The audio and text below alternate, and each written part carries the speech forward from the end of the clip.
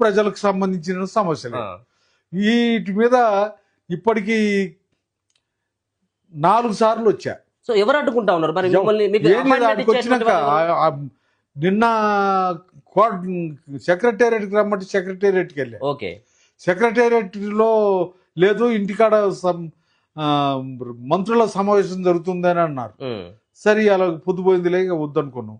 పొద్దున్నే పోవటం కోసం ఎవరెవరికో ఫోన్ చేశాం, మాకు తెలిసినటువంటి అధికారులకు కూడా ఫోన్ చేసినాం, రండి మీరు రండి అని అన్నారు. ఆడికి పోయినాక అందరు నమస్తు కొట్టే వాళ్ళే కానీ లోపలికి పంపించే వాళ్ళు లేరు.